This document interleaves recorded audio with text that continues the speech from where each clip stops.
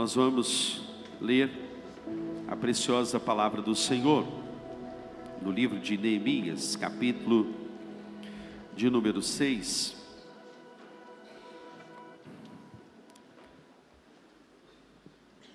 Ali fora nós temos uma equipe de recepção também.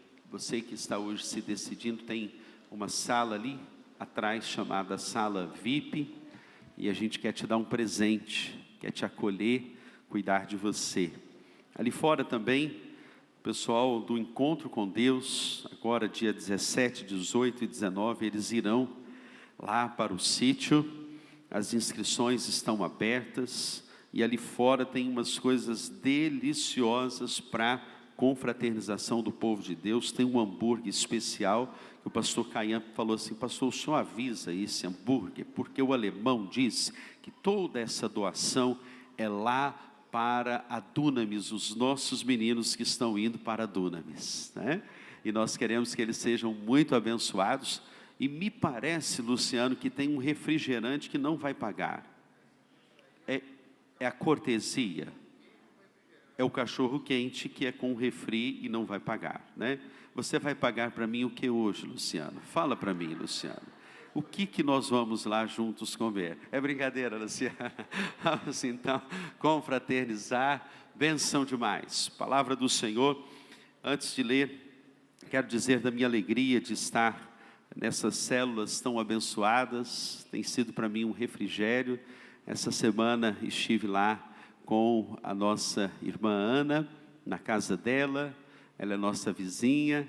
Estive ali também com a Josi e o Elias, né? Que casal precioso, célula muito abençoada sobre a supervisão do Leleco e da Sandra. Já estou chamando ele de Leleco, né? Graças a Deus. É só para os íntimos, irmãos, só para os íntimos. Vamos então ler a preciosa palavra do Senhor em Neemias, capítulo de número 6. Seguimos aí na série e quero pensar sobre o restaurador de brechas. Amanhã às 7h30 nós temos a nossa live de oração. Nós estamos aí com 7 dias sem mentir e sem também reclamar, viu? Se a pessoa que está do seu lado reclama de alguma coisa, 7 dias sem reclamar, e esses 7 vão virar 365 dias, 1 ano sem reclamar, porque o avivamento vai chegar na sua vida. Ah, mas a comida não estava do jeito que eu queria. Eu vou lembrar, eu não posso reclamar. Senhor, me dê o domínio próprio, louvado seja o nome do Senhor. Eu não vou reclamar se está frio, se está quente, né? Eu não vou reclamar se tem hoje filé mignon, se hoje é carne moída, se é ovo, né?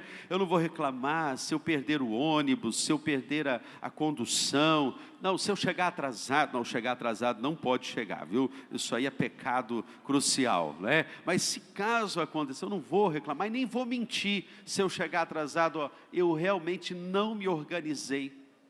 Quando a gente passa pelo avivamento, essas coisas, elas vêm sobre nós. A gente recebe meio que um código, não é?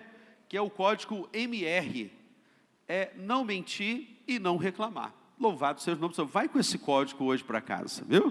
Para a glória do nome do Senhor Jesus. Bem, então Neemias 6, o restaurador de brechas, diz assim. Eu vou ler na NVI.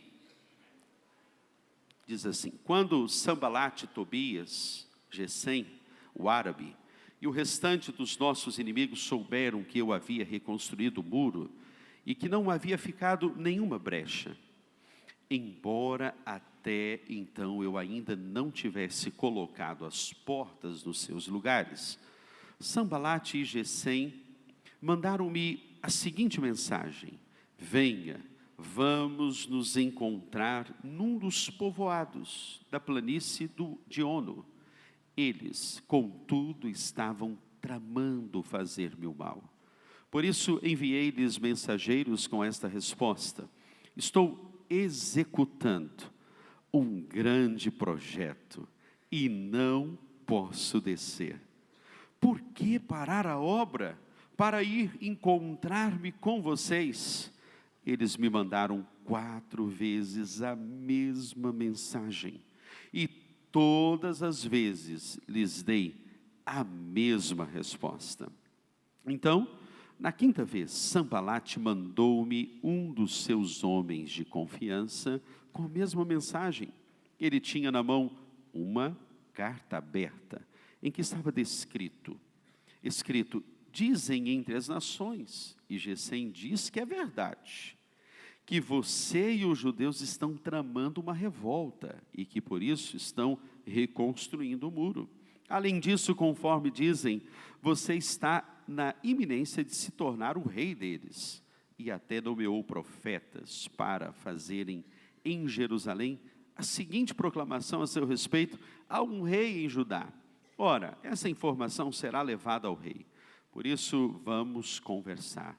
E eu lhe mandei essa resposta: nada disso que você diz está acontecendo, é pura invenção sua.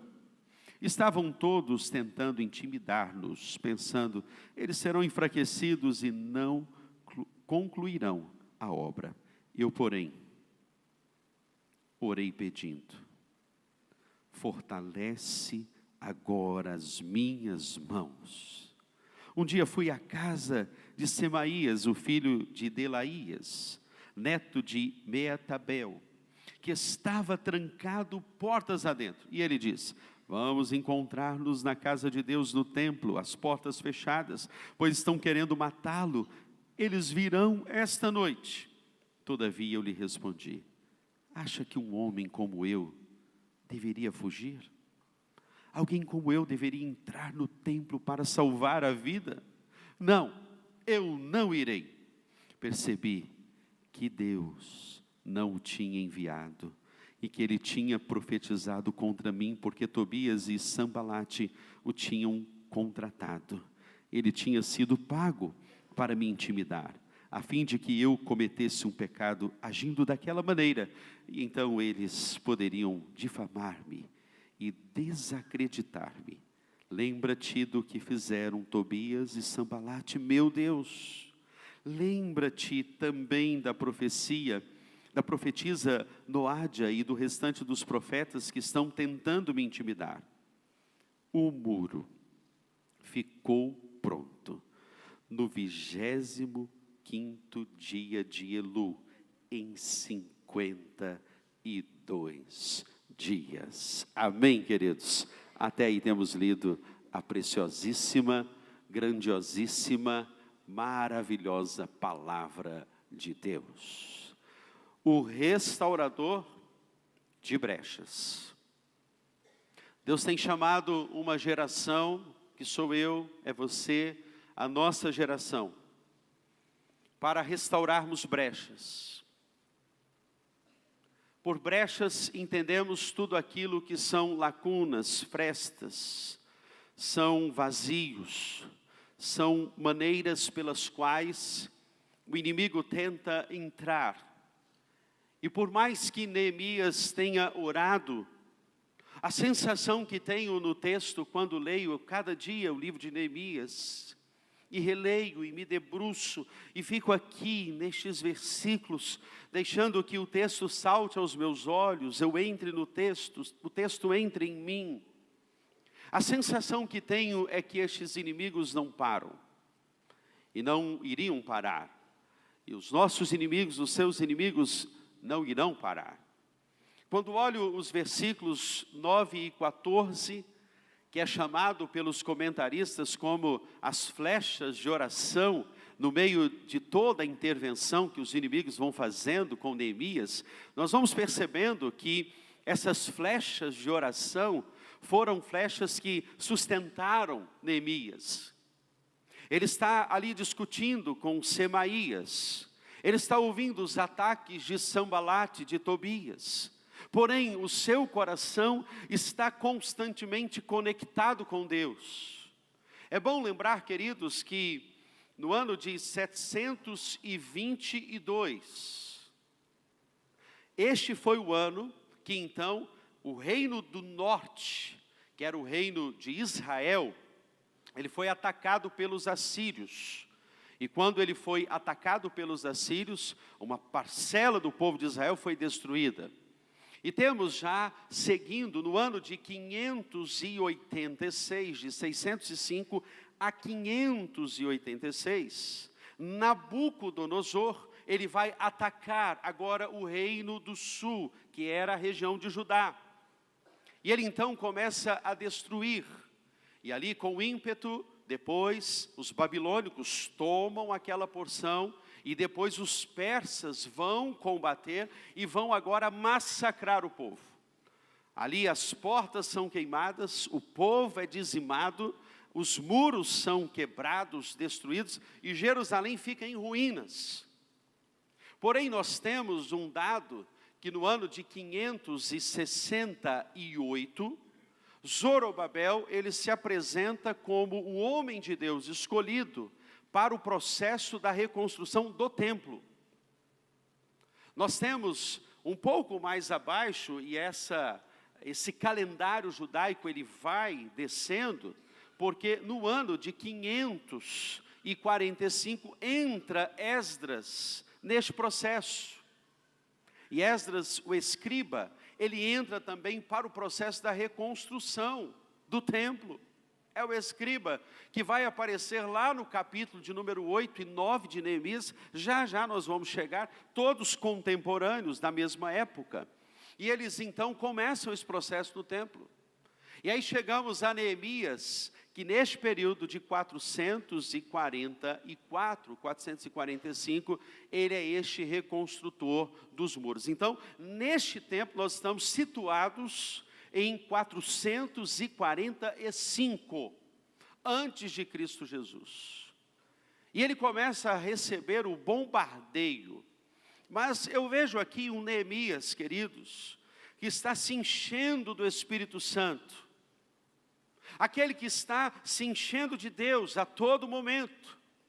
O texto me apresenta, queridos, que Neemias está no lugar mais alto.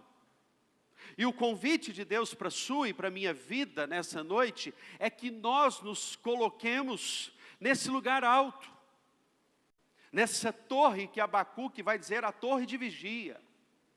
Aquele que está no lugar alto, aquele que se encontra com Deus em um lugar alto, ele tem discernimento.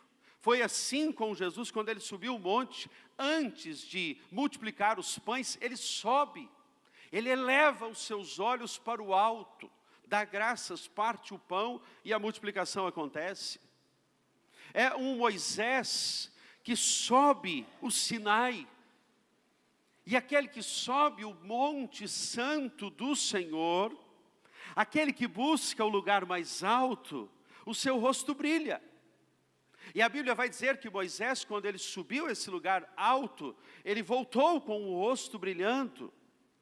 E por vezes ele tinha que colocar o véu. O Novo Testamento vai dizer que Moisés depois ele teve que colocar o véu, e ele já colocava o véu porque o seu rosto não brilhava mais. E essa é a grande preocupação quando o nosso rosto deixa de brilhar.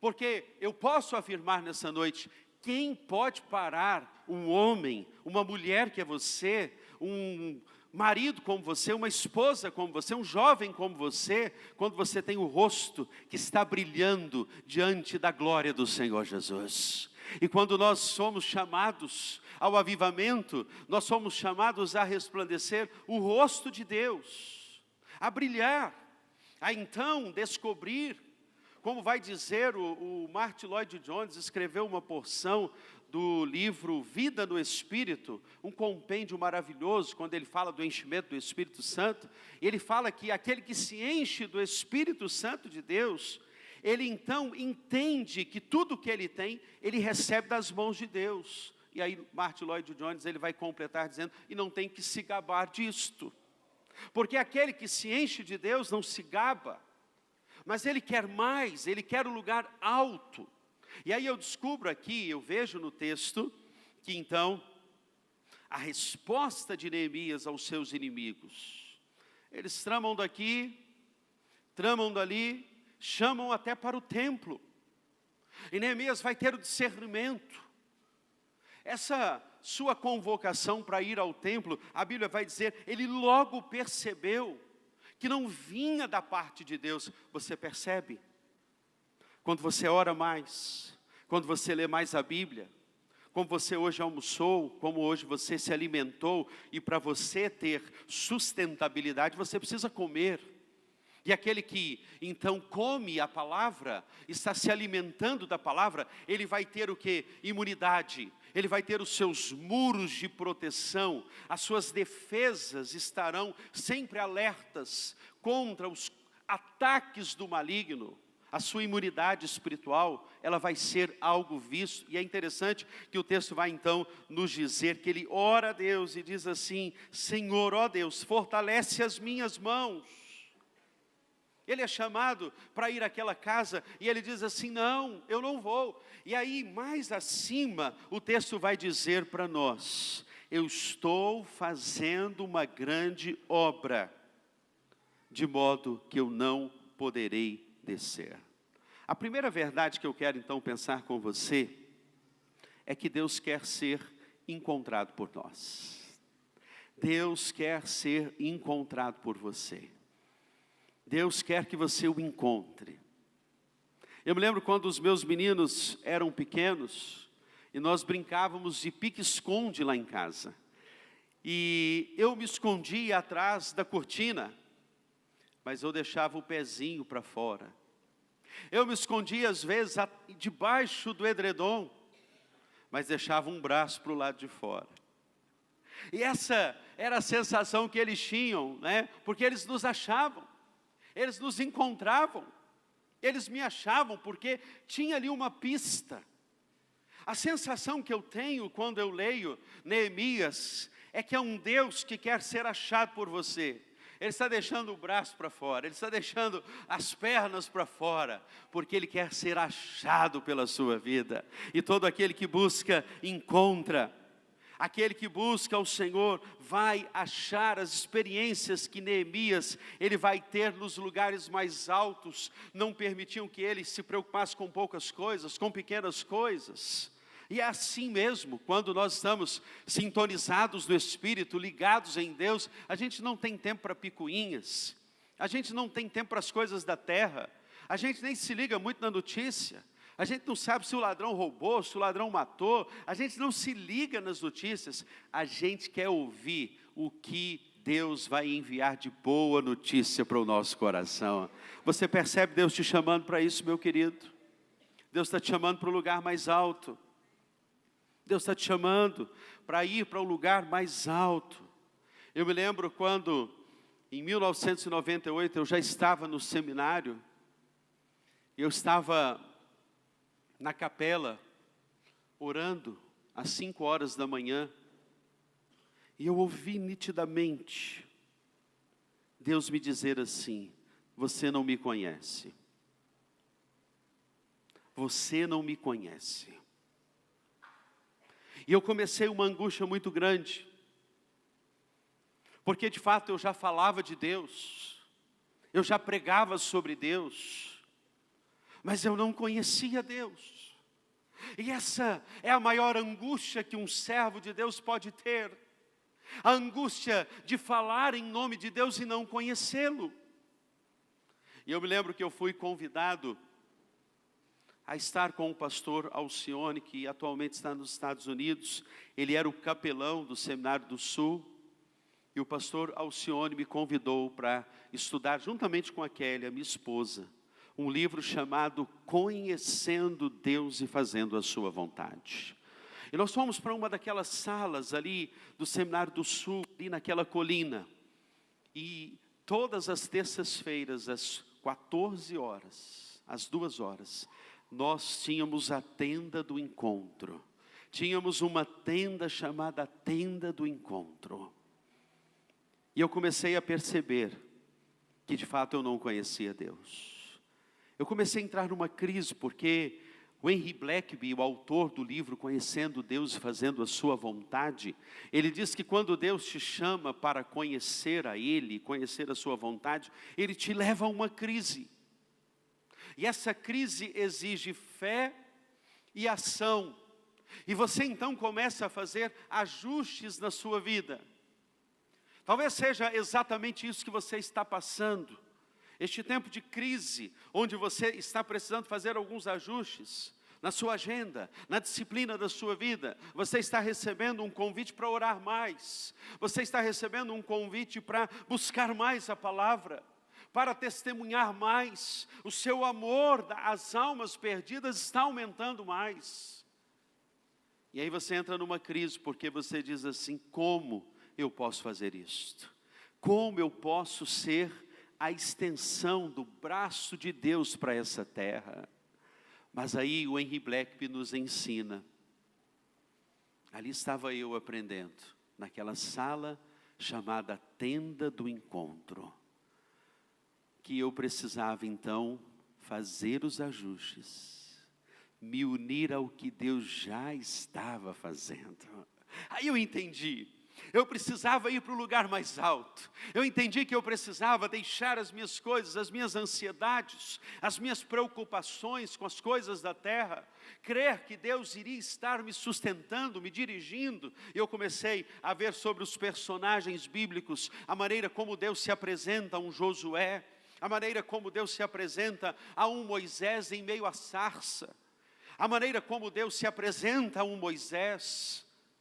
E todos incapazes, todos pequenos, mas com uma singularidade: todos buscando o lugar mais alto. Deus nessa noite está te chamando para o lugar mais alto, porque Ele quer te encontrar. Uma segunda verdade, eu percebo neste texto a importância da constância.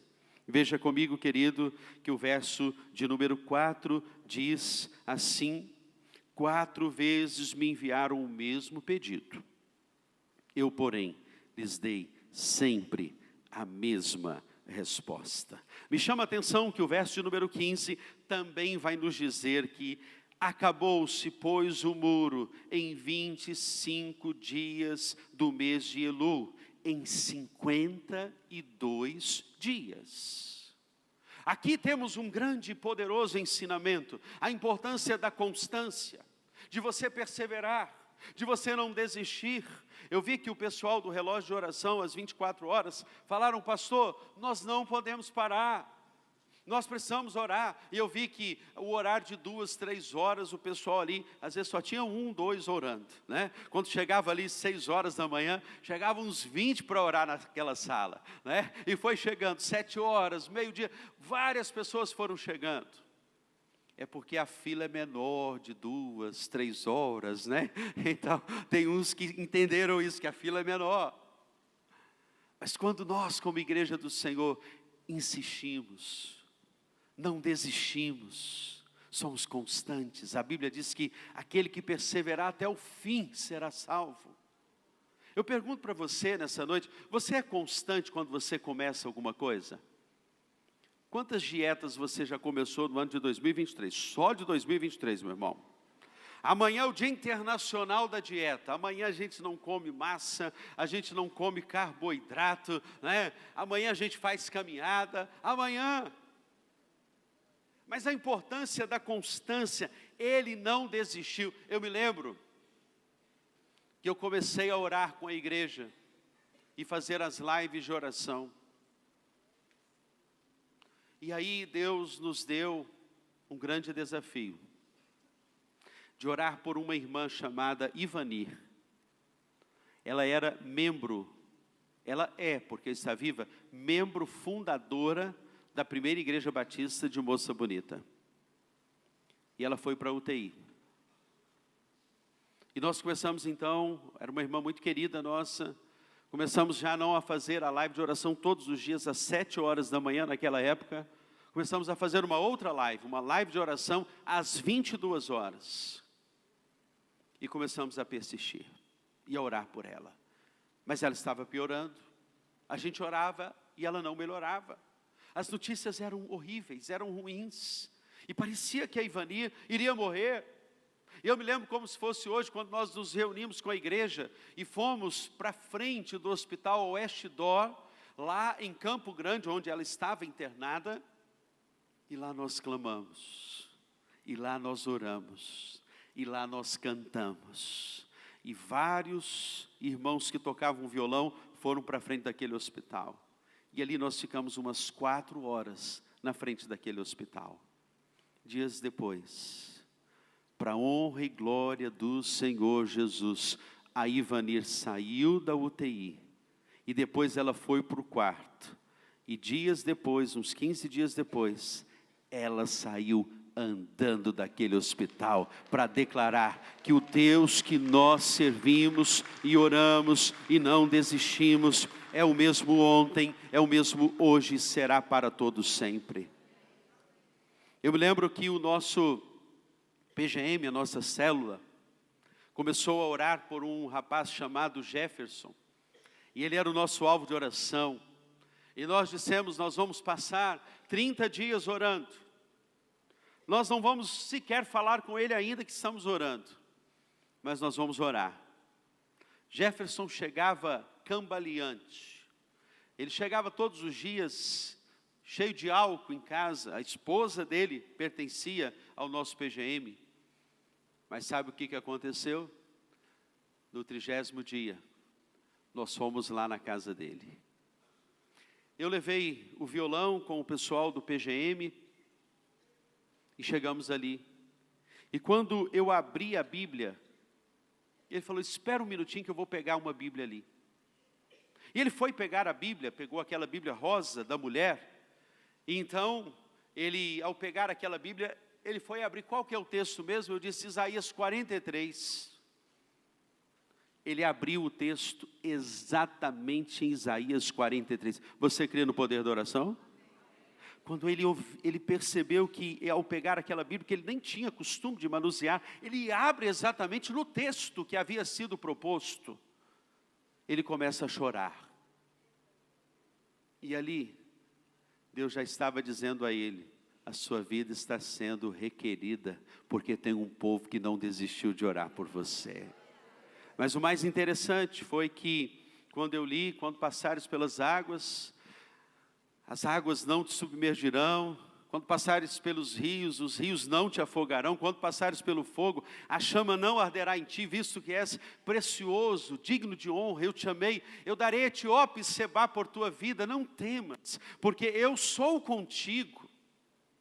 Nós oramos, ele declara o senhorio de Cristo Jesus. No domingo pela manhã, antes de começar a escola bíblica, às 8h15 da manhã, ele é o primeiro a chegar.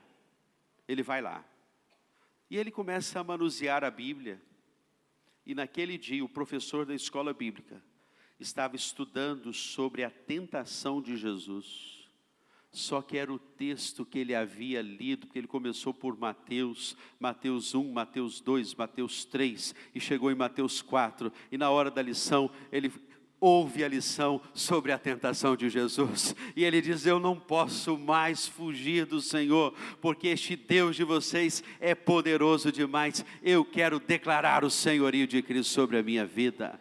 Sabe o que acontece quando você vai para o lugar mais alto, e você então é constante, como Neemias, você então começa a buscar ao Senhor, as bênçãos do Senhor estão na constância, na firmeza, sede firmes e constantes, sempre abundantes na obra do Senhor, sabendo que o vosso trabalho não é vão do Senhor. Você, mulher que ora pelo seu marido, que ainda não é crente, creia no poder de Deus. Eu estou vendo aqui o meu querido irmão, hoje minha ovelha Abílio.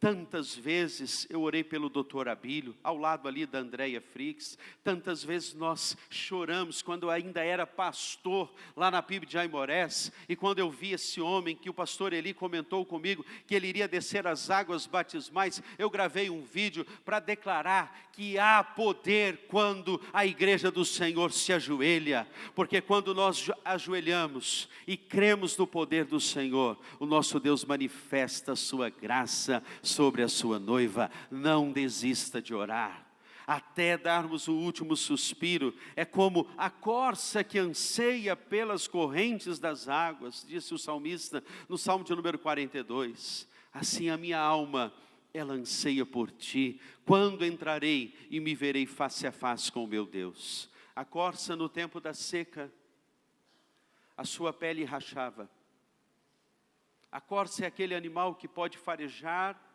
o cheiro, a água, em quilômetros e quilômetros de distância. E quando ela está sedenta, quando ela está no tempo da seca, o que mais ela quer é a fonte de água.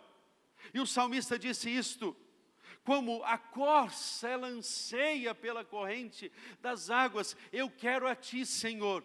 Quando entrarei e me verei face a face com o meu Deus? Tom Tinney escreveu um livro chamado Os Caçadores de Deus. E ele declarou uma coisa: infelizmente, a maioria na igreja está como um detetive à procura do lugar onde Deus esteve.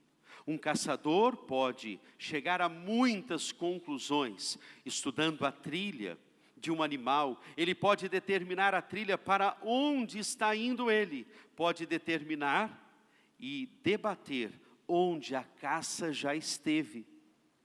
Tom Tinney vai dizer: mas os verdadeiros caçadores de Deus querem percorrer a trilha da verdade até chegarem ao ponto da revelação.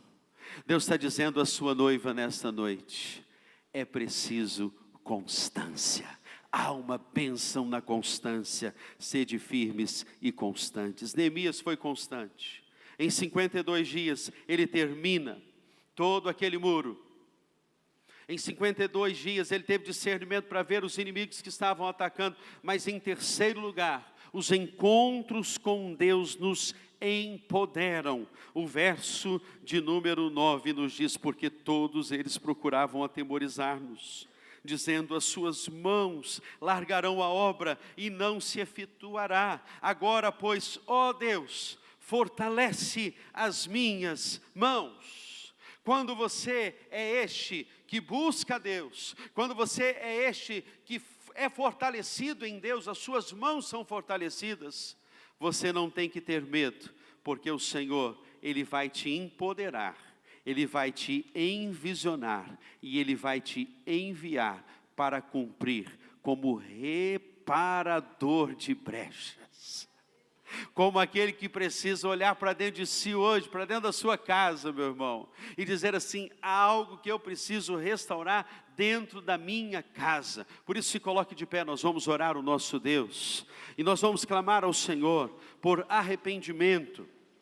E a Bíblia diz que os céus manifestam a glória de Deus. O firmamento, ele anuncia as obras das suas mãos. Um dia, ele faz declaração sobre o outro dia, e uma noite mostra a sabedoria de outra noite. Por isso, aqueles que buscam ao Senhor, se esse meu povo, que se chama pelo meu nome, se esse povo que se chama pelo meu nome, orar e me buscar, e se arrepender dos seus maus caminhos, e então o Senhor promete: eu ouvirei. Se você se humilhar, se você buscar, Ele virá, Ele perdoará os seus pecados. E há uma promessa de Deus para Jardim Camburi, há uma promessa de Deus para a sua casa nessa noite, há uma promessa de Deus para o seu lar nessa noite. Deus está dizendo para você: eu sararei a sua terra. Sabe a terra doente, sabe a terra enfraquecida, a terra que não produz frutos, aquela terra seca, árida, que não consegue produzir nada. Talvez seja o terreno do seu coração. Talvez lá na sua empresa, na sua vida, você diz assim: eu não consigo mais produzir. Eu falo, mas ninguém me dá ouvidos. Nessa noite, Deus está te dizendo: eu vou sarar a sua terra. Feche os seus olhos, nós vamos orar. Pai, nessa noite nós estamos aqui, e nós queremos, Pai, como a corça que anseia as correntes das águas, como um Neemias, um reparador de brechas. Todas as brechas foram fechadas, e assim queremos nessa noite declarar, assumindo, renovando o nosso pacto, o nosso compromisso, que não podemos descer da montanha da intimidade, o monte da entrega, o monte da supervisão, onde olhamos a terra embaixo. Chegará o momento, Pai, que o Senhor vai dizer para a sua igreja: desça da montanha, vá. É tempo de ir, de levar.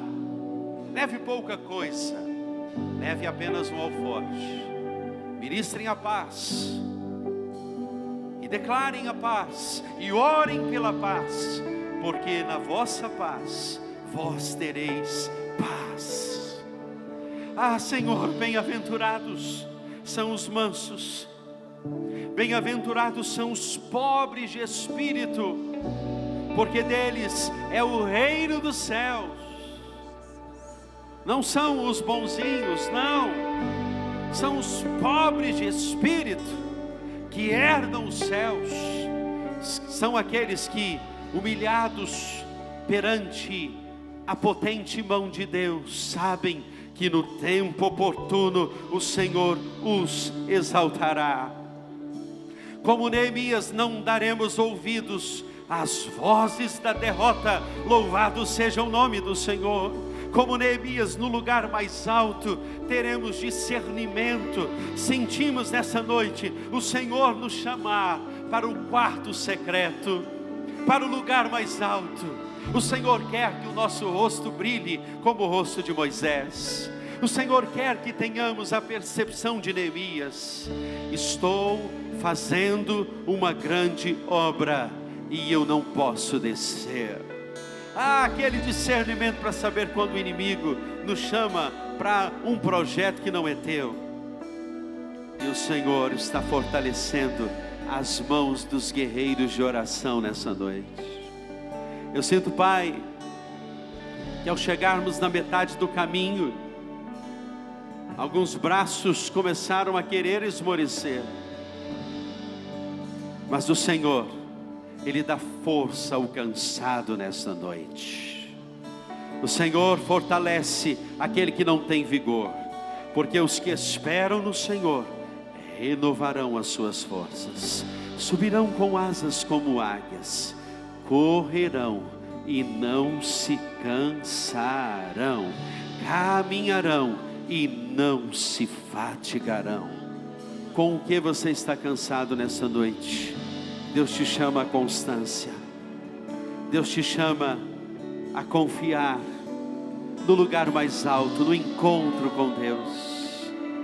Deus te chama e te convida, porque Ele quer te empoderar, porque nos encontros com Deus somos empoderados. Você quer entregar o seu cansaço nessa noite diante de Deus?